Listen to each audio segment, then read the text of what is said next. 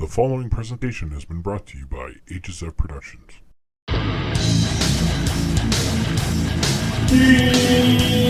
Impromptu Wrestling Podcast with your hosts, Jeff and David.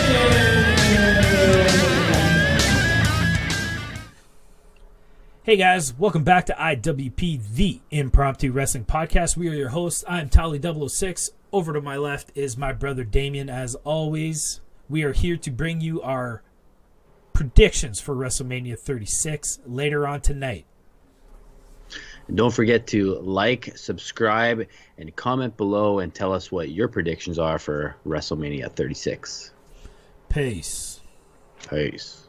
WrestleMania is happening this weekend, and we talked about it a couple weeks ago that it was announced that WrestleMania was going to be too big for one night. They were going to split up the show over Saturday and Sunday, which as you're watching this, it'll be later tonight, Saturday, April 4th, and then also Sunday, April 5th.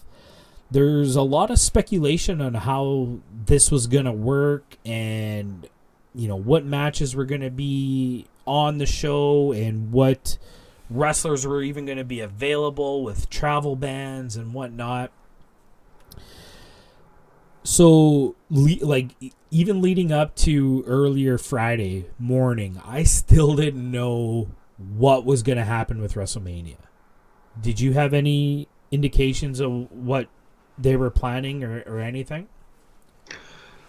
No, I have to say I wasn't hearing a lot of news about it. The most news I was hearing was who wasn't going to be in it. It wasn't who was going to be in it. It was who is not going to be in it.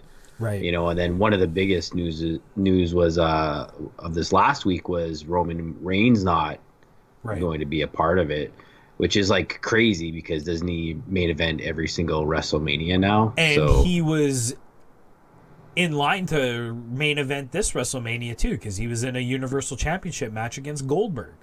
So I kind of made it my mission because, I mean, it is WrestleMania. It's huge news. It's always the biggest night of the year. If you're a wrestling fan or not, you know when it's WrestleMania season. So I just wanted to get a little research in, and I found out what was going on, and props to basically Wrestle Talk News. Check them out on YouTube. If I remember, I'll put a link in the description. Go check them out. Awesome channel. Ollie Williams. Is that a musician? Ollie Davis is a freaking goat when it comes to YouTube wrestling news. Like, I love that guy. He's awesome. So props to Ollie at Wrestle Talk, Simon at What Culture. This is where I got all my information on what's going on over the weekend for WrestleMania. So the main big news is that 90% of WrestleMania was pre-taped in the earlier this week and even some last week. 90% of the show is going to be pre-taped.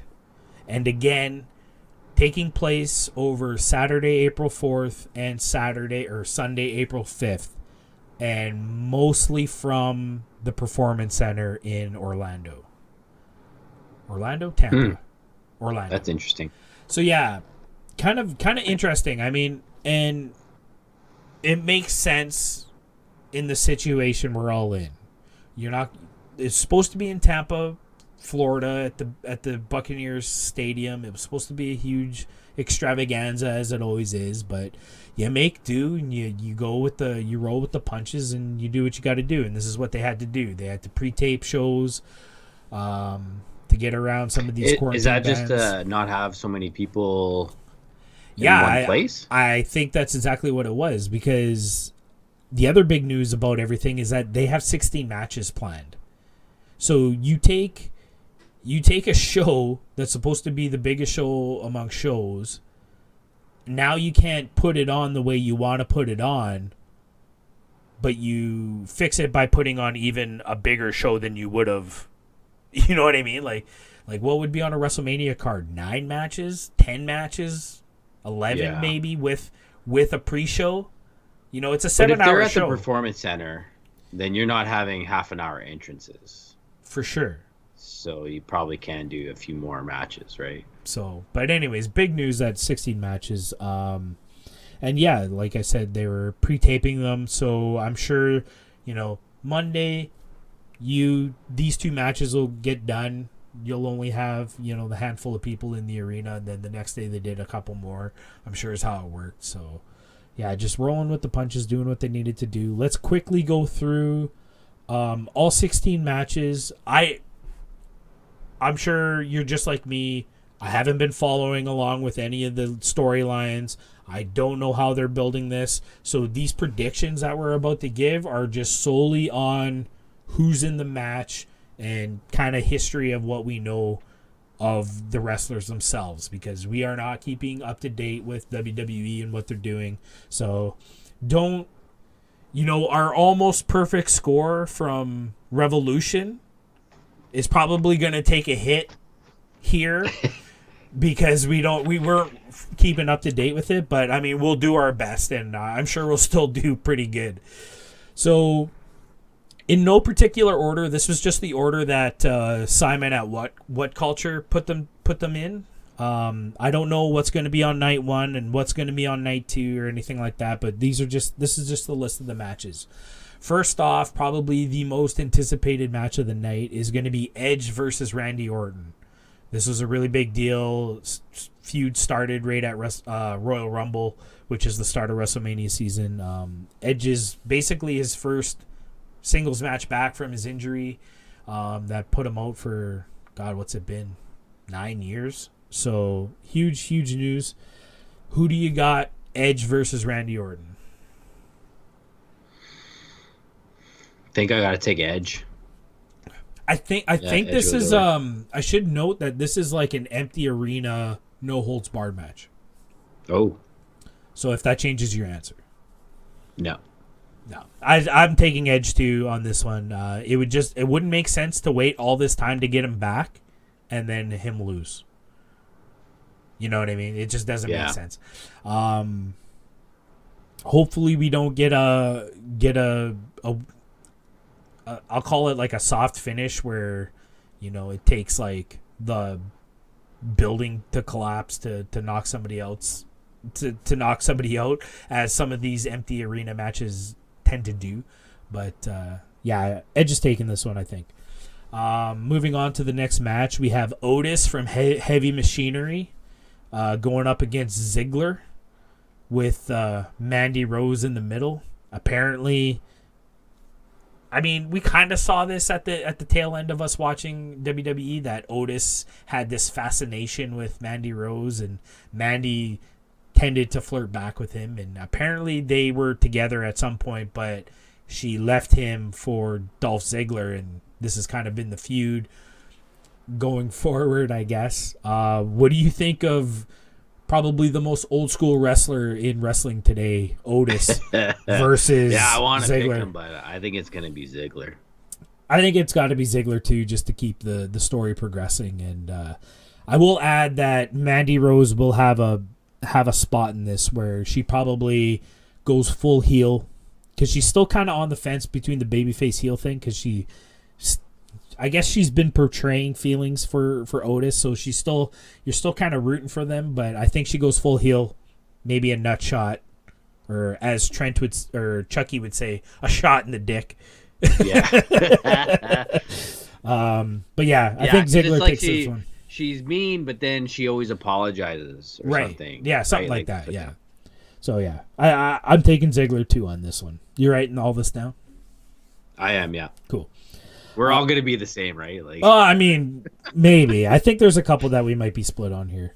Okay. Next, we have the Women Tag Team Championship match, which is the same Women's Tag Team Championship match that we've seen pretty much since the inception of the the championships. It's going to be the Kabuki Warriors, who are the champions, versus my favorite women's wrestler of all time, Alexa Bliss, and Nikki Cross, which is probably one of your favorite women's wrestlers of all time. Nikki Cross is awesome. Yeah, well, it's kind of a It's both mine. Kari Sane and Yeah, that's right. Kari, yeah. Forgot. So who you got? You know what? I'm gonna stick with the Kabuki Warriors. I think they're gonna retain. It should be noted that Kabuki Warriors have been champs for like. He made a joke on the video today from What Culture that they've been champions for 6,874 days or something like that, and they've defended those titles less than Brock Lesnar has ever, defended one of his championships. Like they don't defend it. So. As long as they've had it, it kind of makes me want to say that it makes more sense to put it on Bliss and Cross. But then at the same time, the same argument, it's just like, well, if they have to rebuild the prestige of this championship, maybe keep it on Kabuki Warriors. But I'll go against the grain on this one, and I'll say Bliss and Cross. I think the championships will get more steam with on their waists. Next, we get into the Intercontinental Championship match. We have newly crowned champion Sami Zayn versus Daniel Bryan. I think this match has the potential to steal the show. Yeah, two fantastic wrestlers and one Canadian. So that's a tough one. Yeah. I'm going to say Zayn retains. I think Zayn retains too, mainly for the fact that he just won it. Elimination Chamber was a few weeks ago. I think is where it went down. And, with what's going on, he hasn't really had a chance to be the champion. And this is his first championship at all on the main roster. So... yeah. I think Zayn's going to take Daniel Bryan doesn't need it, right? Like, I'm sure he's still he doesn't. Over as ever. And I think Daniel's in that place where he's ready to start putting people over.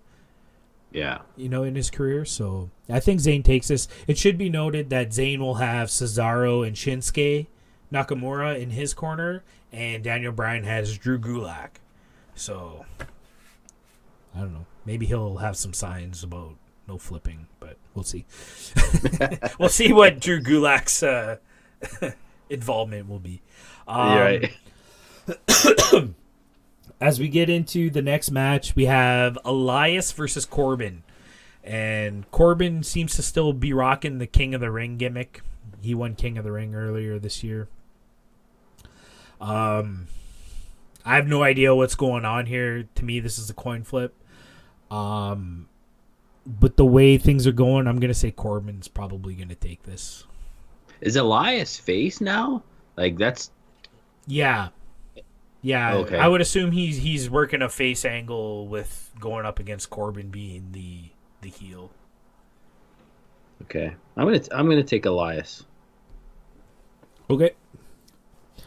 Another weird matchup that doesn't make sense to me. I guess maybe there's some backstory to this that we're missing, but Aleister Black versus Bobby Lashley. With Lana in Bobby's corner. I have no idea where they're going with this. This could go either way. We got two wrestlers who are very underutilized on the vanilla promotion.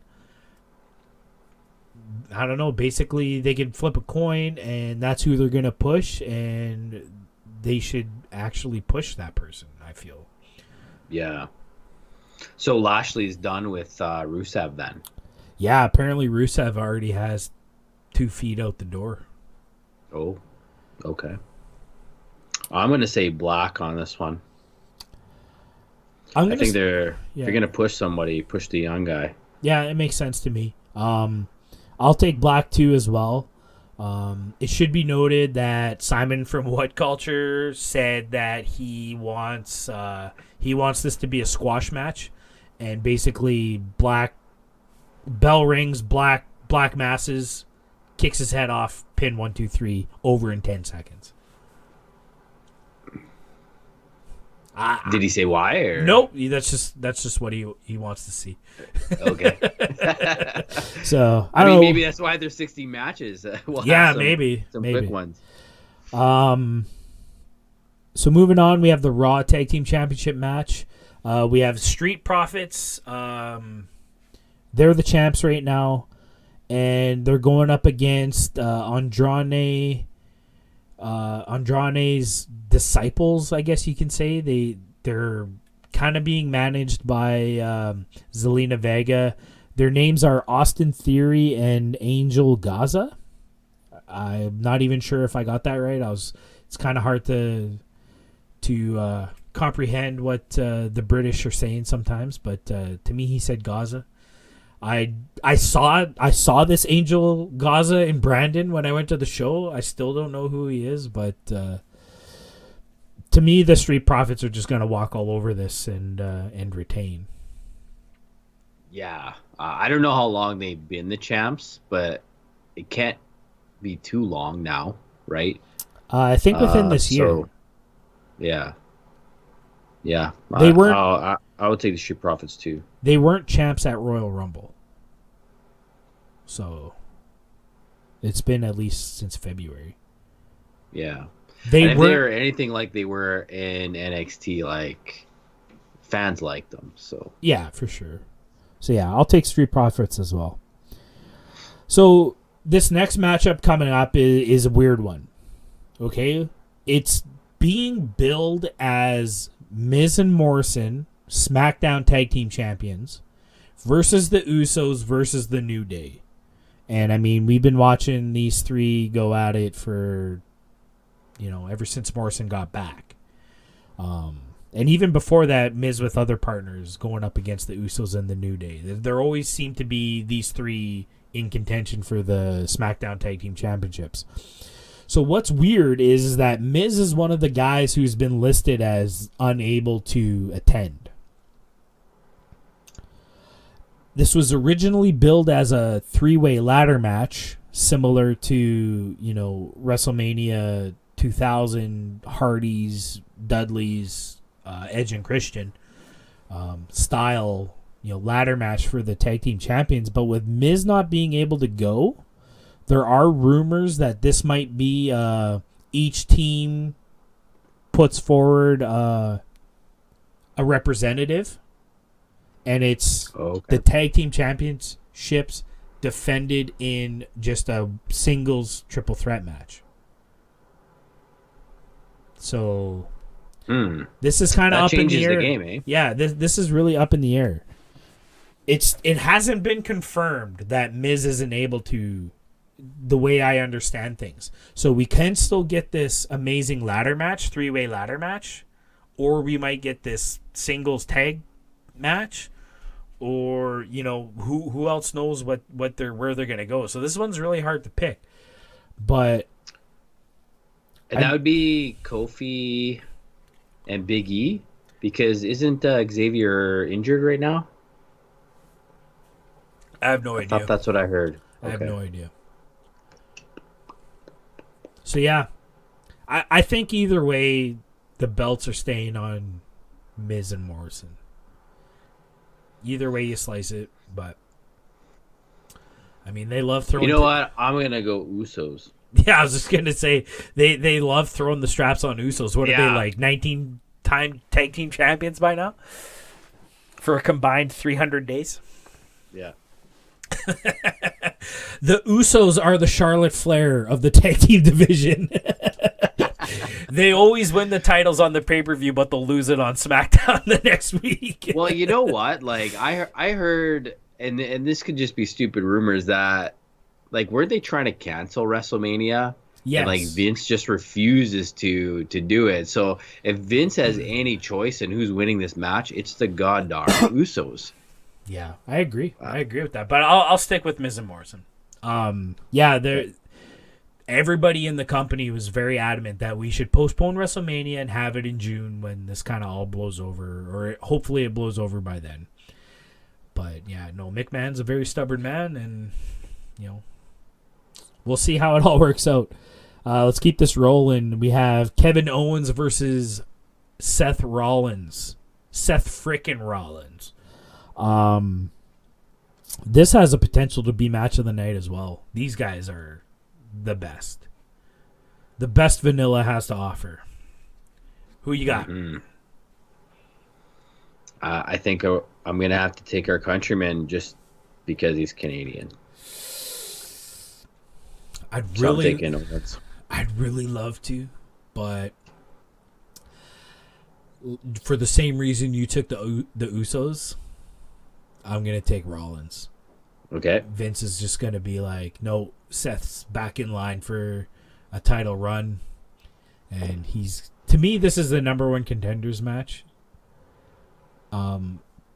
I really don't see anybody else after this McIntyre Lesnar feud blows off. Who's going to be the next one? To me, it's one of these guys. And with how things are going, Vince is going to say, we've seen what Rollins can do with the championship, and this is what we're going to do. So I think it'll be Rollins. So another interesting matchup here. We have Undertaker versus AJ Styles. This has been one of the ones building since the Saudi Arabia show, the Crown Jewel. I think it was earlier in the year. Was that back in December? I can't remember how long ago that was. No, that was February, right? So the interesting thing about this matchup is this is going to be one of the pre-taped matches. They're not hiding that this was a pre-taped match. This is a boneyard match. What's a boneyard match? I have no idea, but it sounds like they went on location to, I'm assuming, a graveyard, and it might be a different take on like a casket match or a buried alive match. Okay. But it's going to be pre-taped. They're making it well known that this was a pre-taped match. So looking back at broken Matt Hardy versus Bray Wyatt and how they went to the Hardy Ranch and they filmed this very theatrical match, I think WWE uses what they learned and how popular that match was. And it's going to be something similar to this. And I think it's going to be really spooky and hard-hitting. And, I'm kind of excited to see what they're going to do with this. Yeah, that'll be interesting. But who you got? Especially when, like, did you just real quickly, did you remember Matt Hardy was talking about that match? Yeah, on the podcast, yeah. Yeah, and he's like, yeah, Vince didn't get it. He didn't really have an opinion on it. But once he also mentioned that once the feedback came back from that match and how awesome it was, Vince was just like, yeah, it was great. Oh yeah. It's He good just shit. cared about the ratings. Yeah. So my initial thought is Styles. Just because, I don't know, if it's Undertaker, unless Undertaker's staying, I don't know why you put him over, but I don't know how many times we're gonna have Undertaker's last match. I'm sure we're gonna have 5 more. I could bet, I would bet that if things were going to plan, and we were in Tampa in the stadium, and everything was going how it was supposed to go, I bet you AJ Styles goes over, and this might truly be Undertaker's last match. But because of the way things went, and the situation they're in, and no crowds or anything like that, I think Undertaker keeps, his stellar Wrestlemania record. He's only got the 2 losses right now. Undertaker goes over, and maybe we see him again at SummerSlam, which is looking to be pushed back out of August to maybe September. It seems like everything's getting pushed back a month, but we'll see how that works out. That's news for another day. But yeah, I'll take Undertaker in this one, in the Boneyard match. okay. Next, we get into the Smackdown Women's Championship match. This is a 5 fatal 5-way. Is that what you would call it? If AEW was running this match, it would be the Flying Pentagon match. They'd have a shape involved. They would have a shape involved. But yes, we have Lacey Evans versus Sasha Banks versus Naomi versus Tamina. Haven't heard her name for a while. Versus the champion Bayley. I didn't hear any other stipulations. I don't know if this is a ladder match. You know, WrestleMania always likes to put like a, you know, the Money in the Bank match kind of started at WrestleMania before it got its own pay-per-view. After that, it was always like the IC title always had like 8 guys in a ladder match. I think these girls could pull it off. Very athletic women in this match. Maybe if the SmackDown Tag Team Championship ladder match doesn't go, maybe they do this with the ladder match. I think would be interesting. Mm-hmm. But anyways, five very athletic women in a title match. Who you got? Who'd you say the first one was? Lacey Evans. Lacey Evans, yeah. Is this her time? They haven't put it on her yet, eh? No. And she's face now. She's not doing the "I'm too good for you" heel gimmick anymore. She is totally over with the crowd right now. Oh. Did you say Amber Moon? Lacey Evans, Sasha Banks, Naomi, and Tamina. Oh, Naomi. Yeah, see, I want to say Naomi because it's just something they would do. She's had it 100 times. I'm going to say Lacey Evans gets her first title. Wow. Okay. I'm going to say Bayley retains on this one, no matter what they do. And going forward through the summer, we're going to see, because she's kind of, they've been hinting at this Banks-Bayley breakup, apparently.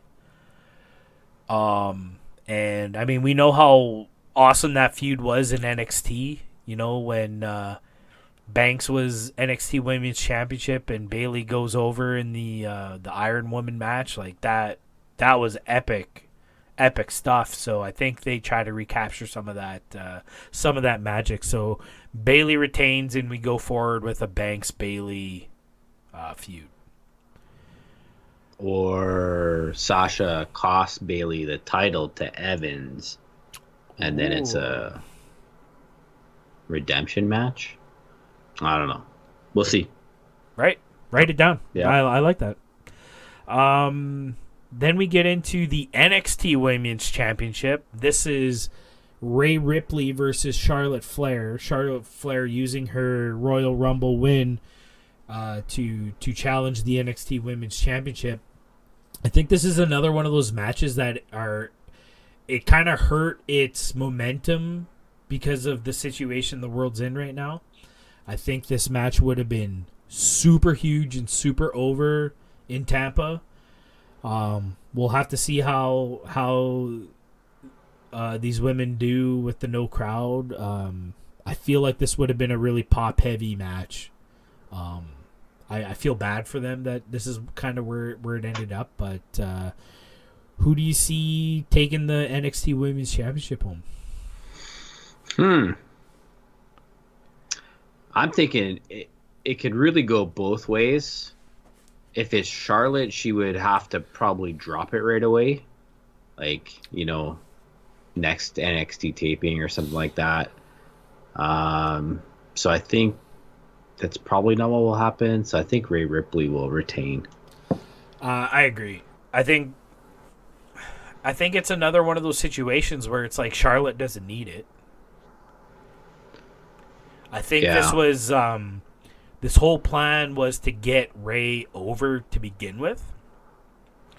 To do something different where a Royal Rumble winner doesn't choose, you know, the main roster championship. And, you know, we've kind of seen the slow involvement of NXT. Like, NXT's almost, they're not quite there yet. They're kind of still the farm team. But they are really making their way as the third brand. To me, they're the only brand when it comes to vanilla. Yeah. But you know, they're really working their way. I mean, they won Survivor Series in the fall.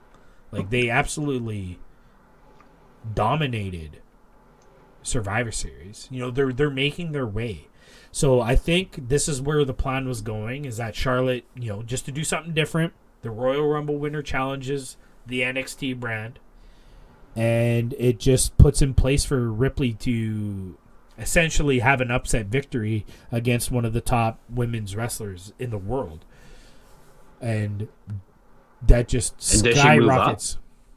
From here? No, she'll to me, she stays on NXT and works that championship for a while yet.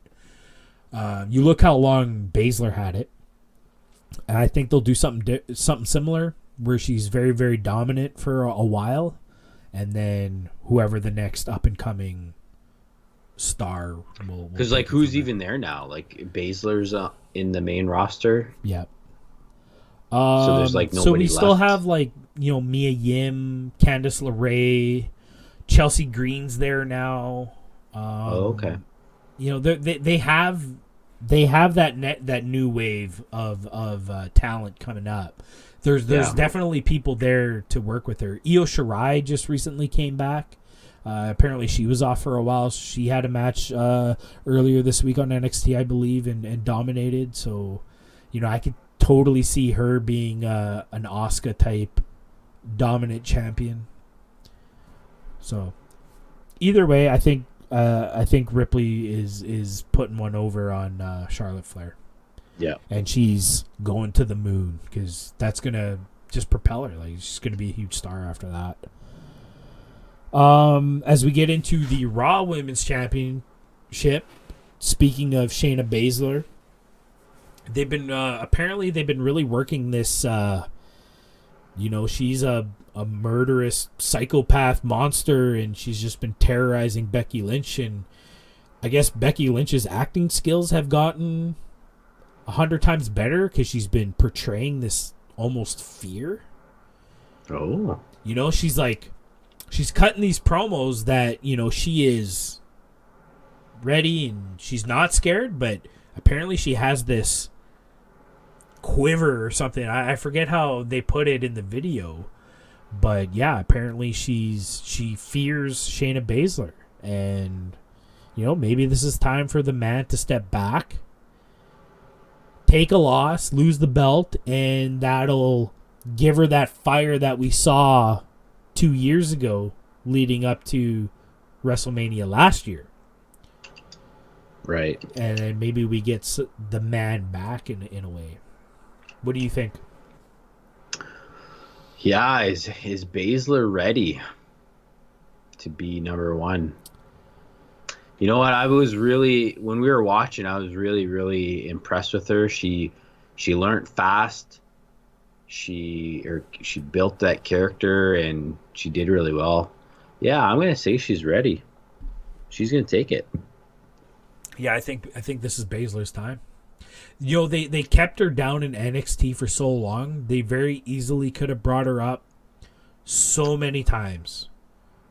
Because she was also a big name even before she got here, right? Well, yeah, she, you know, MMA fighter and whatnot. Like, she had name value. She was Ronda Rousey's right-hand woman in the 4 Horsewomen of MMA and stuff like that. Like, she had name value.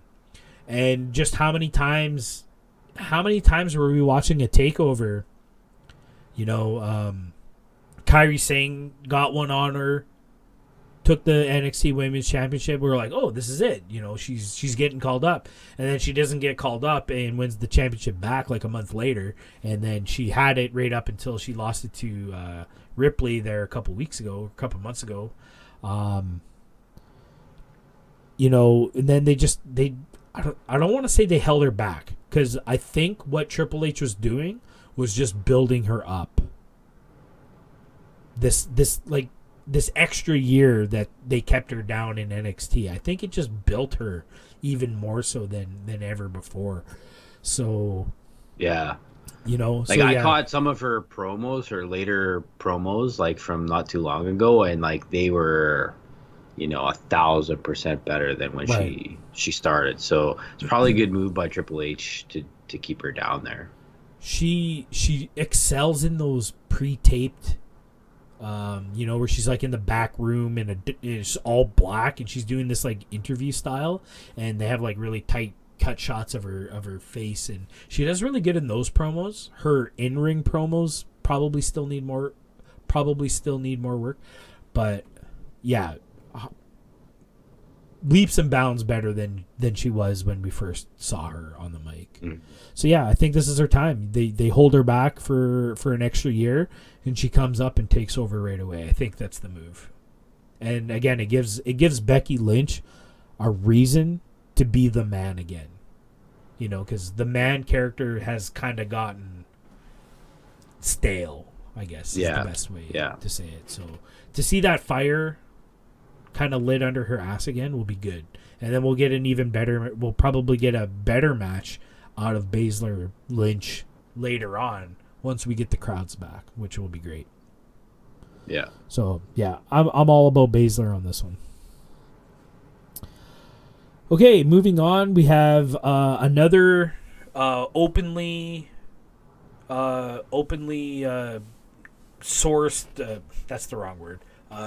They are not hiding the fact that this is a pre-taped match. We have John Cena versus The Fiend in a Firefly Funhouse match.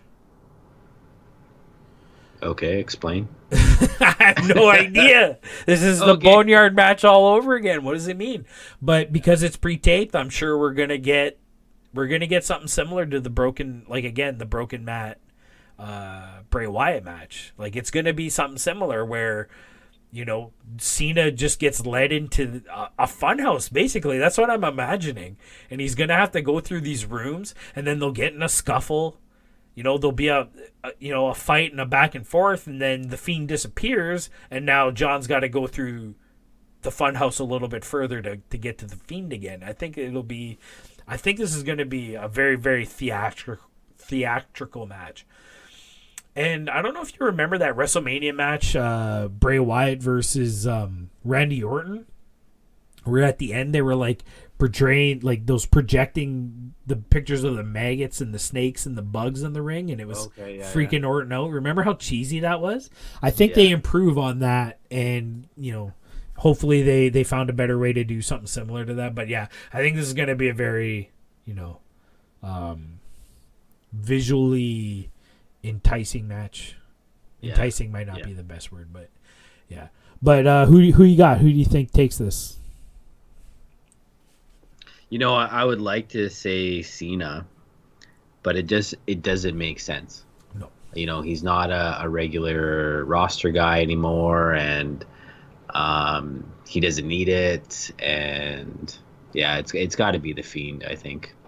Yeah, for sure. I am also Team Fiend on this one. Getting into the last two matches of the card, we have the two main roster championship matches.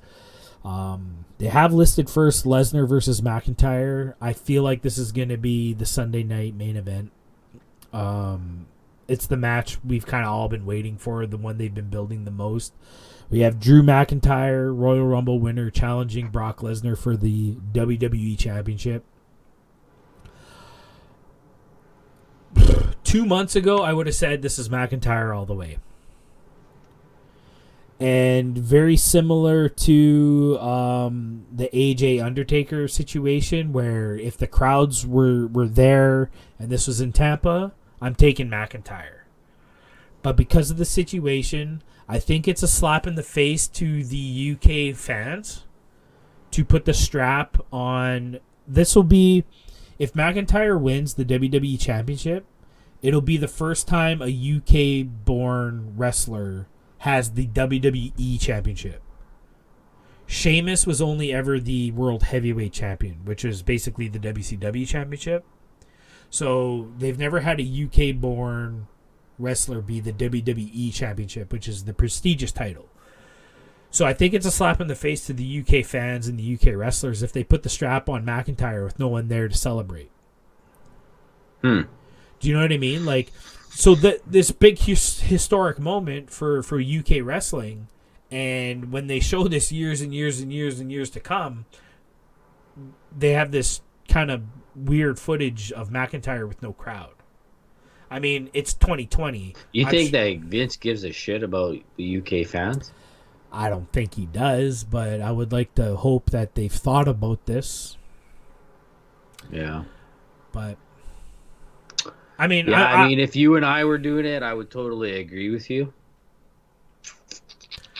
I'm going with my gut, and I say Lesnar retains, and McIntyre will take a little bit of a hit, but this guy's been on fire ever since he's been back, and he'll work his way back, and he'll get it later on when the crowds are back. That's what I think is going to happen. Okay. I'm going to say McMahon screws the UK. And he I'm puts it gonna on go McIntyre. Yeah. They screw the UK by giving them what they want. That's right. Exactly. Yeah. Okay. Good stuff. And then the final match on the list, which is kind of the one that's been affected the most. Affected. We had originally Goldberg versus Roman Reigns. Roman Reigns came out a few weeks ago, because he is higher at risk for, what's been going on in the world, because of his leukemia and whatnot. He's a little bit higher risk to be more susceptible to this disease. So he has bowed out of WrestleMania. He says he's not showing up, which to me is the right move. Nobody can blame him for choosing this. He has a young daughter, who would also be susceptible and stuff like that. So, I'm not sure how they came about this, but they've replaced Roman Reigns with Braun Strowman for the Universal Championship. So Goldberg versus Braun Strowman. Who you got? And Strowman hasn't had it yet, eh? He hasn't had either big belt yet, no. I think he's been a U.S. champion and he's been tag team champ, but he's never been WWE or Universal champion. Yeah. You know what? I feel like Vince is a Goldberg guy, so I think he'll retain. I'm 50-50 on this one at this point, just because I'm sure the plan always was to put this on Reigns. Right. I'm sure Goldberg, as much as he's basically doing these appearances to make money. So I'm sure he's just here to put on a match and collect his check. I don't think the championship really means all that much to him. They put the belt on him at Saudi Arabia for the fact to have this big build match with Roman Reigns. To me, they just go through with the plans. It's just a different face. Strowman takes this. And then we get another Roman Strowman match. A Roman Strowman. A Roman Strowman. It sounds like a drink name or something. You got Roman Stroganoff, right? So, yeah, Reigns versus Strowman, SummerSlam or whatever. But yeah, I'll take Strowman on this one. He gets his first win, and yeah, so that's what WrestleMania is looking like. Again, I don't know what matches are happening on what night. I could speculate that Lesnar McIntyre will close out the weekend on Sunday, but we'll see. Apparently, there's been a lot of news about WWE Network and whatnot, but they're charging $40 each night pay-per-view for this. Are you gonna watch or no? No. I'll pirate it later. Your buddies aren't having a get together for it. I don't think so. Not in the situation we're in. But anyways, either way, exciting stuff. WrestleMania. It's always a great time of year and a little different this year, but they'll make it through, and we'll be back to normal soon. So yeah, that is our scoop of vanilla for the day. A little bit longer this week, but thanks for sticking around for those predictions. And next week we'll update you on how we did. Yeah, we'll see how it goes. All right, so moving along.